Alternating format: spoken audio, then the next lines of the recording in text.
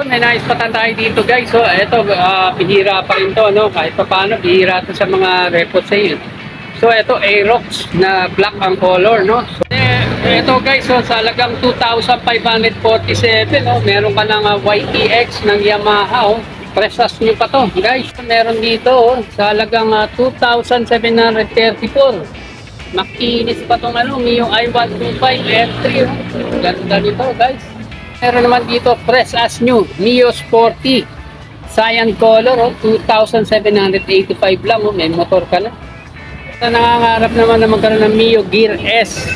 Yan, oh, sa halagang 3,514. Meron ka ng Mio Gear S, oh.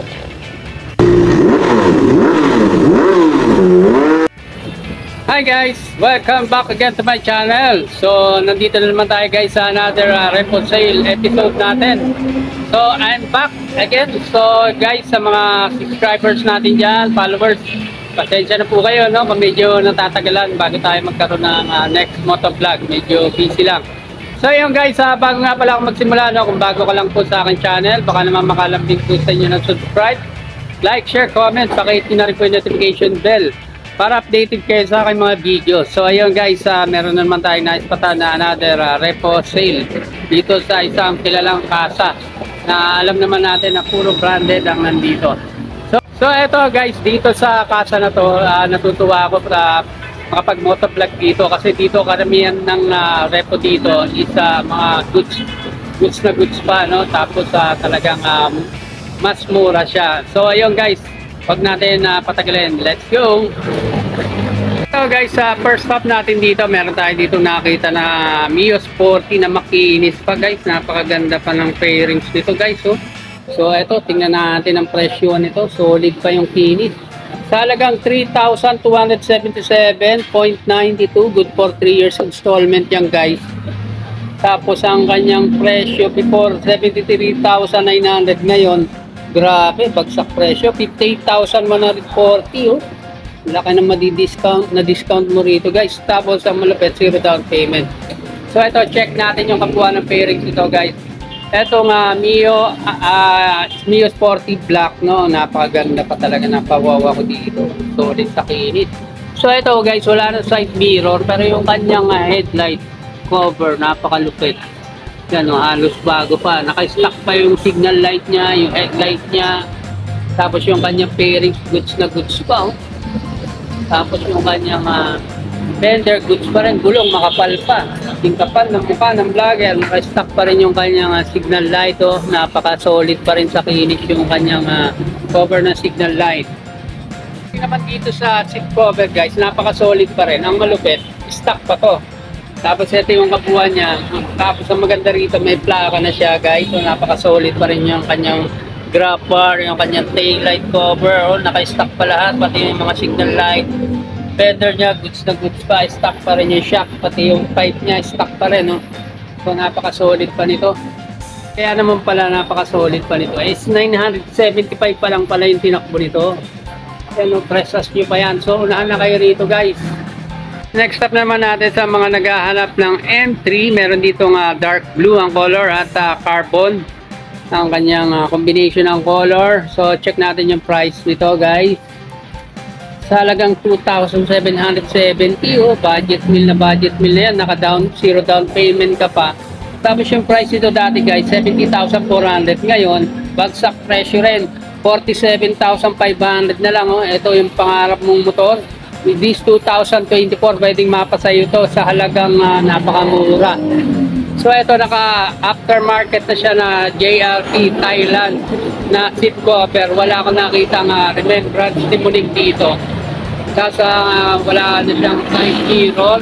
Naka Domino aftermarket na tawag dito, handlebar. So ito, check naman natin yung kabuuan nito guys. So from up to dito sa middle ng kanyang fairings, napaka-solid pa rin. Tapos yung kanyang headlight cover, solid na solid pa rin. Tapos ayan, naka-aftermarket na siya na headlight. Ayan, flat yung kanyang headlight, maliwanag yan. stock pa rin yung kanyang signal light, fender niya, stock pa rin yung kanyang gulong, goods pa naman, kaya hindi masela. Dito guys is meron na siyang plaka, fender niya, stock pa rin, tapos naka-aftermarket na siya na shock, no? Yan, yellow and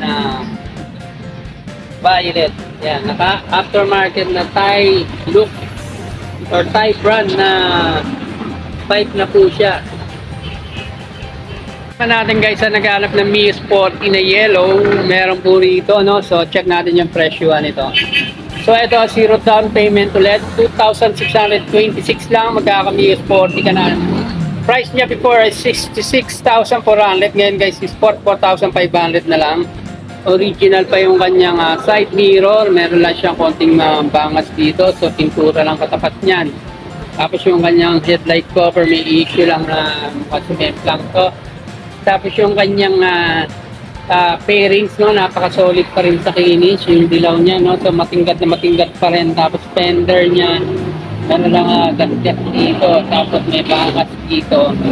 So madali ng diskarte yan. So naka-disc brake, goods pa yung kanyang gulong sa harap. Tapos eto, may mga konting remembrance limuning, yung seat cover. Tapos may plaka na rin to guys. Tapos stock pa yung kanyang shock. Yan. Auto pa rin to guys, so 4,700 plus lang yung kanyang tinakbo. Kaya naman pala, tapos walang basag yung kanyang side mirror. Saan ka pa? Left and right. Natin, ayan, sa mga naghahanap ng Mi Sporty, meron ulit dito magenta color, white and black ang combination. So check natin yung pricing nito guys. Yan, 0 down payment, 2,961. Meron ka ng solid pa sa kinis ng Mi Sporty, hindi sasakit ulo mo. So kung may diferensya yung makina niya, eto matino yung makina niya. Tapos wala na siyang side mirror guys. Fender niya, goods pa. Tapos yung kanyang gulong, goods pa naman sa hindi masela. Stock or original pa yung kanyang seat cover. So may plaka na rin to guys. So napaka-solid pa yung bilik na fairing sa kanyang shock. Goods pa, stock pa rin overall. Tapos ang tinakbo nito is 31,389. Mga naghanap naman, meron dito Yamaha Aerox. Ayan o, Mio S ng Aerox ng Yamaha. Ayan, meron dito, nag-iisa lang to, kulay black, white ang combination ng color. So check natin yung pricing nito guys. So 0 down payment. Ang kanyang price before is 145,000. Ngayon, bagsak presyo rin, 124,950 na lang. Tapos ang yung 3 years installment, 6,470 na lang guys. So meron ka ng goods pa na Yamaha Aerox. Original pa yung kanyang side mirror. Tapos ito yung kabuuan ng fairings niya, goods pa rin. Tapos gulong makapal pa. Naka ABS, no, braking system, anti-lock braking system, no. Pag biglaan ka nagpreno, alalayan ka ng motor na to. So ayun guys, original pa rin yung kanyang seat cover. Ayan, kitang-kita pa yung logo ng Aerox. Ayan, kita nyo ba? So ayan guys, so original pa rin yung kanyang side mirror.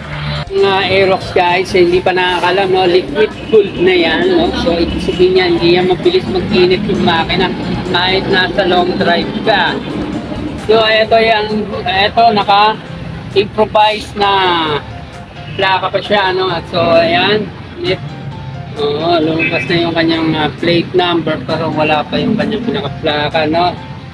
Goods pa rin yung kanyang fender sa likod, tapos stock pa yung kanyang shock. Stock pa rin yung kanyang pipe, yan, naka-dual shock yan. So walang issue yung kanyang seat cover, wala rin issue yung kanyang side mirror guys, unahan na kayo dito. Solid pa yung kanyang panel. So keyless version na to guys. Sa mga naghahanap ng Yamaha YTX, pang negosyo, pang service, pang sunduan. So may naispatan tayo dito kahit isa-isa. Ang combination ng color nito is black and red guys. So check natin yung presyo niya. So before guys is 55,900, ngayon ay 42,840. Bagsak presyo na rin. Naka 0 down payment, 2,547 na lang. Meron ka ng matibay na motor na pang negosyo. Pwede mong lagyan ng sidecar or ng pulong-pulong, no? So eto, wala na siya side mirror, good pa yung kanyang headlight. Yellow yung kanyang cover ng headlight. Tapos fender niya, halos bago pa, gulong niya. Medyo manipis na nga lang, no? Naka-drum brake. Tapos yung ganyang tank is okay pa, naka-stock pa rin yung kanyang seat. Tapos natin yung kanyang grab bar, no? So, ayan. Overall nito guys, ayan, naka-stock pa yung shock niya. Wala pa siyang plaka, pero napaka-solid pa nung kanyang taillight cover. Walang issue, walang basag. So, check natin yung tinakbo nito guys. Ano, 3,592 lang, oh. Ito niyo ba, guys? Goods na goods yan. Natin dito, meron dito Mio Sport, kaso wala itong price, guys. Black, sa naghanap ng black. So, papakita pa rin natin, no? Ayan, abang-abang na lang dito para sa pricing nito. May plaka na. Tinakbo nito, guys, is 22,000. So, wala pang presyo. Mga naghanap ng Mio Gear, meron dito black, silver ang combination na yung nilabas nila na may tribal sticker design. So check natin yung price nito guys. Yung presyo dati before 81,900, ngayon bagsak presyo 63,076 na lang, oh. Tapos naka zero down payment 3,540 na lang to guys, no? So konti na lang, parang kumuha ka na lang yung Honda Click na 2023 model. So eto guys, itong Mio Gear ng Yamaha, ayan, wala na siyang side mirror, pero napaka-solid pa ng kinis ng kanyang bearings dito sa upper part hanggang dito sa middle. Napaka-solid pa rin yung kanyang cover ng headlight, stock pa halos lahat. Fender niya solid pa rin, gulong niya makapal pa, around 80% to 85%. Ayan guys, aftermarket na. So check natin yung kanyang naka-stock shock pa rin. Good thing, meron na rin plaka, no? Karamihan dito may plaka na. So eto yung kanyang tinakbo, 10,000 pa lang guys, oh. Na kayo kung naghahanap kayo nito, 3.5 lang yan. Tapos natin, meron ulit ditong Mio I or M3 sa ibang katawagan, cyan color, carbon with carbon black ang combination ng color nito. So check natin yung presyo nito guys.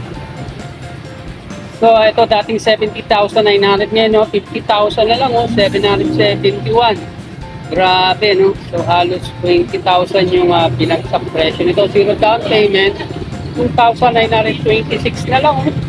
Tangka pa, mayroon ka ng prestasyon na solid sa kinis. Naka-original pa siya na side mirror, tapos yung upper part niya, no, solid pa rin. Meron lang siyang konting dito, gas-gas. So sticker lang katapat niyan, tapos dito nasa middle part, napaka-solid pa nito. Mapapawaw ka talaga guys pag nakakita mo sa personal. Napaka-walang halong biro to, napaka-solid yung kinis ng kanyang headlight.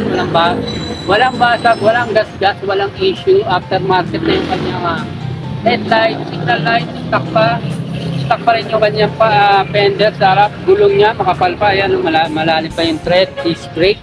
Tapos original pa rin yung kanyang seat cover, walang remembrance tumuning. So guys, wala lang tong plaka, pero naka-carbon yung bandang gilid dito sa taillight, oh, hanggang doon. Pinaka-carbon niya, stock pipe. So overall, napaka-solid pa nito. Paano pa naman, ang tinakbo niya is 22,000 lang, ayan. 21,000 pa lang guys, oh. 160. So walang issue yung kanya side mirror. Natin guys, meron ditong M3 ulit or Mio I125 Black. Carbon ang color ng combination nito. So check natin yung presyo nito guys. Yan, dating 73,400, ngayon ay 46,750 na lang, zero down payment. Tapos 2,734 na lang yung kanyang 3 years installment. Wala na tong side mirror guys, pero mura lang yan sa aftermarket. Overall nito, napaka-goods pa. Aftermarket na yung kanyang headlight. Ito, pinalagay niya ng sticker dito ng design, no? Ang ganda ng design. Tapos, goods pa yung gulong sa hindi maselan. So, aftermarket na rin yung kanyang seat cover. Although Yamaha, pero aftermarket yan. Guys, may plaka na rin. Yan, good news. Good news yan para sa inyo guys pag may plaka na. Alam naman natin yan. So, stock pa yung kanyang shock. Fender niya. Stock pa rin. So, Kaya ang kabuuan, ang tinakbo nito is 20,000 pa lang guys. Mababa pa yung Mazda siyang branded. So, matibay. Natin guys, ayan sa mga naghahanap ng Mio Sporty, cyan color na napaka-solid pa. So, good thing, naka-tempo na naman tayo. Presyo nito guys, dati 66,400, ngayon ay 47,820 na lang, zero down payment, 2,785. Grabe, pero parang bago. Bago pa pero napaka-budget meal ng presyo nito. Original pa yung kanyang side mirror guys, tapos solid pa yung kanyang headlight cover. Headlight niya aftermarket na. Tapos solid pa rin yung finish dito sa part dito ng signal light or park light. Solid pa rin yung fender, gulong niya makapal pa. So check natin sa likod. Guys, meron lang ditong biyak, no? Remembrance balimuning niya, pero overall dito sa gilid. From tail light, tapos may plaka pa rin. Tapos pinaka-carbonize niya yung part dito, no? Yan, no? Tapos yung gold bolts. Tapos fender niya, yan, good pa. Stock pa yung kanya mga 5. So overall, kung tinakbo nito, 18,000 lang may get guys. So, solid pa yan. Tapos walang basag yung kanyang side mirror. So, laking savings na yan dahil original pa yung side mirror. So yun guys, yung location nga pala natin. Nandito tayo ngayon sa Yamaha Marilao, Bulacan branch. So yun guys, hanggang dito na lang po muna tayo lang guys. Kung nagustuhan nyo yung ganitong klase ng video natin, baka makalambing po sa inyo na subscribe, like, share, comment, pakihit na rin yung notification bell para na-update po kayo sa lahat ng mga videos na aking i-upload. So yun lang guys, maraming salamat po for watching. God bless!